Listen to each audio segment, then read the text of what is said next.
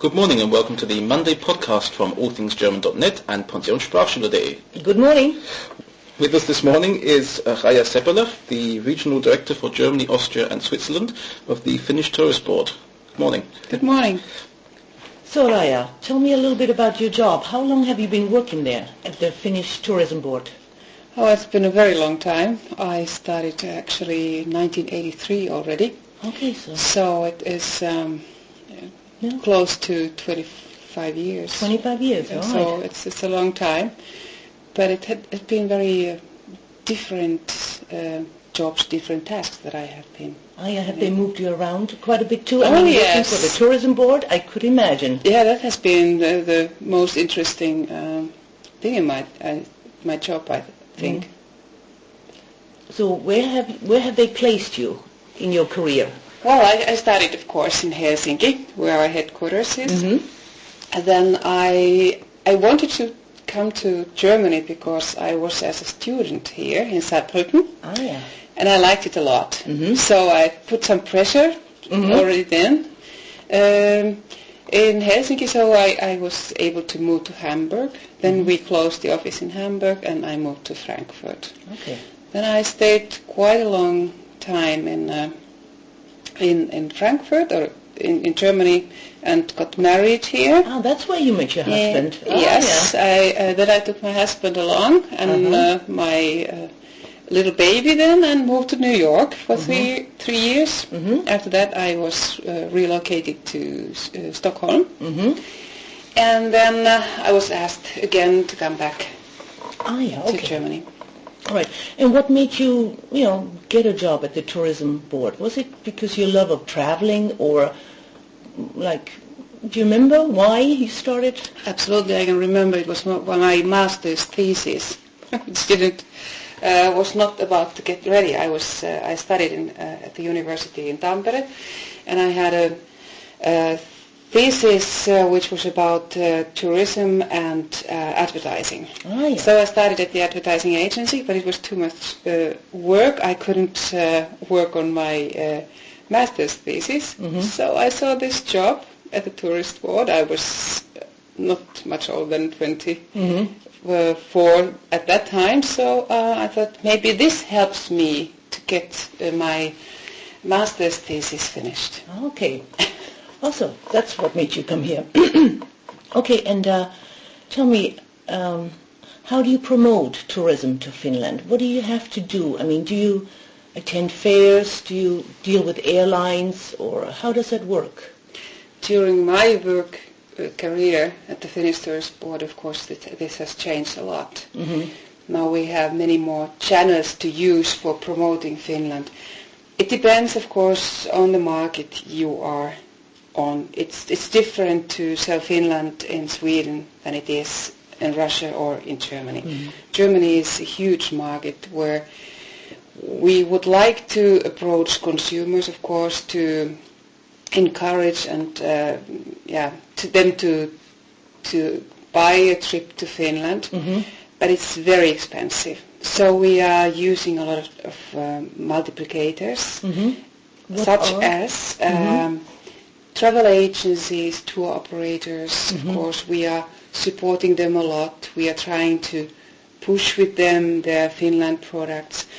We have quite an extensive Finland Academy online, where we have at the moment 6,500 travel agents who are signed up for that, and some couple of thousand have already finished their studies, so they are Finland experts. Okay. So and all kinds of cooperation that we can imagine. And third tool is, of course, to work with media as much as we can. We do a lot of press trips, contacts with media, try to have as many journalists a year in Finland to get them right about Finland, to have TV crews and so on. So you try to attract, visitors and tourists, but you also try to attract businesses to move to Finland. Is that part of your job too? At least not yet. Oh, yeah. There is some reorganization coming up, so you never know what's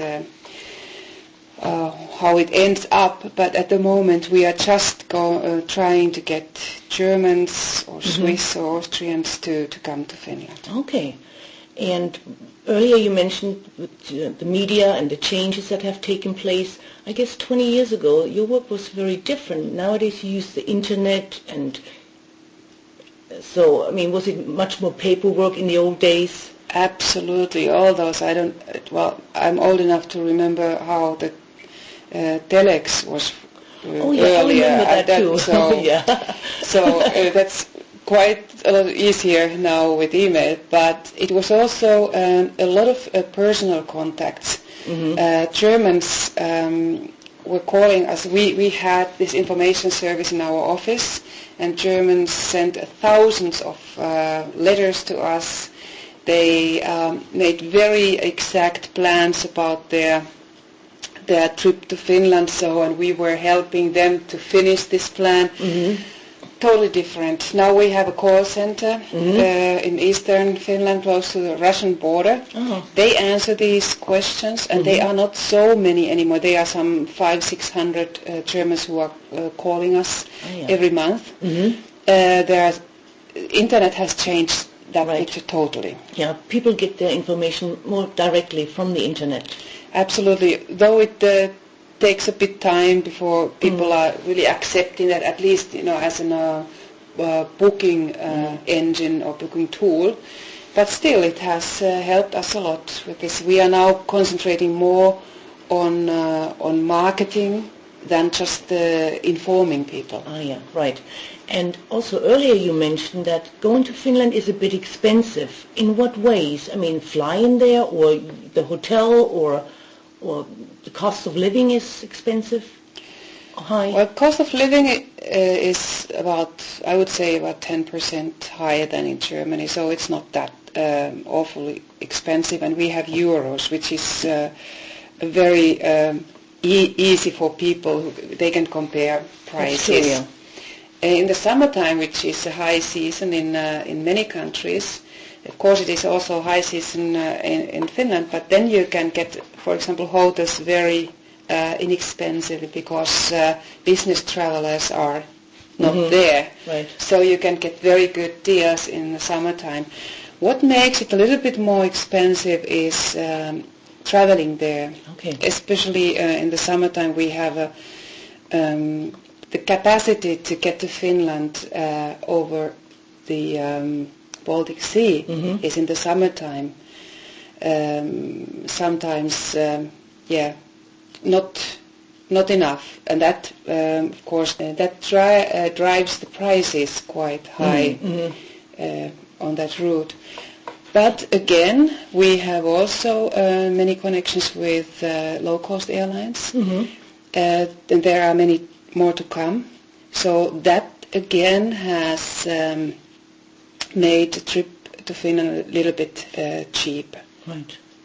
Well, about 2 or 3 years ago, my son flew up to Helsinki, and that was just like for 200 euros. That was a very good price. So is that, I mean, that's a very good price. And what is the average price then? I mean, for a round trip, Frankfurt, Helsinki? In the summertime, you can really get these good deals. But for example, with Ryanair, you can get that same trip now again for 50 euros. All the airlines, these regular airlines, they are also offering these deals. So 200 euros is quite a good average price, I would say, nowadays. Okay, sounds good.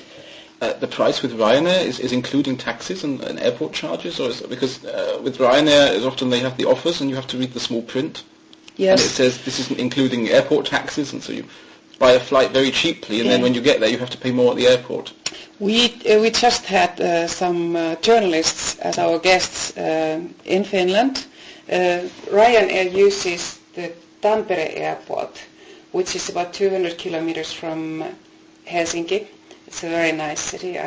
That's where I come from. So, and they have this low-cost airline airport. So the taxes are not as high as they would be if Ryanair would land in Helsinki, or if they would use Frankfurt International. No, but the 50 euros is including taxes? Yes, Yeah, in okay. that case. And what I have noticed over the years, I have never seen Finland in any of the travel catalogs. You know, like 15, 20 years ago, you would go to a travel agency, look for a holiday, look at pictures. Finland was never in there. That's true. That was the fact. For 15 years ago, we did have only Finland specialists. Mm-hmm. There are many Finland specialists even now, but nowadays also the big players have started to sell Finland. The biggest of them is Der Tour, German tour operator, which is selling modular trips to Finland, and they seem to have a very good increase in trips to Finland. Especially winter is selling very well. Ah, yeah. Yeah, I heard about isn't there like a Santa Claus town up there in Finland that really attracts a lot of Americans who are living in Europe? Especially the British tourists are taking their trips to visit Santa Claus in Rovaniemi, which is the northernmost city in the world and is directly at the polar circle. Oh, okay. Or Arctic Circle. And that is really, that is a big draw in the UK market.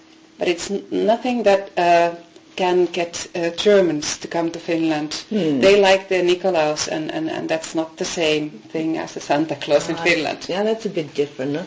So that really attracts some business. How much does Finland rely on this tourism business? For the gross national product?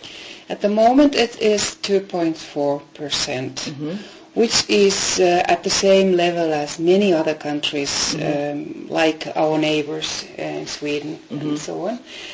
I think that this share is going to be a lot larger in the future, because it's the same features or same thing what is happening all over Europe. It's also happening in Finland, that the production of certain technical components for example for Nokia mobile phones are now being moved to cheaper countries.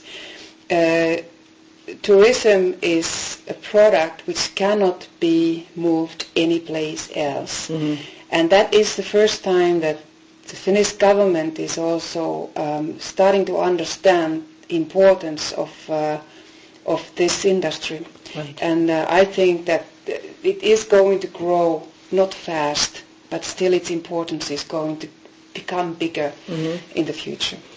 And, like some countries like Switzerland, they're really depending on that tourism industry. And I know they had a pretty bad winter, the slopes were empty. And I also heard from a not reliable source that this is going to be the hottest summer ever this summer, all over the world. Are you preparing in any kind of way for that? Well, actually, the latest news last week when we had this huge ITB exhibition in Berlin was that this year started very slow. And then February was also not quite the good month. But in March, the growth has been better, and the sales for summer products have been better. We have also heard that from our tour operators that, for example, our main product in the German market are the summer houses, that it has been very slow, which is of course it's a bit worrying, but also Germans are suddenly starting to book a lot later. They used to book their Finland trip in December, January, latest. Now May is not an exception. Oh, yeah. So we just have to stay cool and see what's going to happen. It is difficult, but I think that now the growth in economy in Germany is also helping us and pushing the tourists again to take a longer trip. That's true. But I think, you could really prepare for, let's say, a hot summer where everybody wants to run up to a northern country and not down to Spain or Italy. That would be quite possible, There are always people who cannot think of traveling to the north. So we have to accept that, and mass tourism is the last thing we would like to have. It's certainly so. And we cannot guarantee a stable, hot weather. You have to be a fan of a Nordic country, a Scandinavian country, if you really think and to enjoy the nature and the weather, however it comes. You know, I really would like to go up there now that I've talked to you. So, tell me, when is a good time to go to Finland?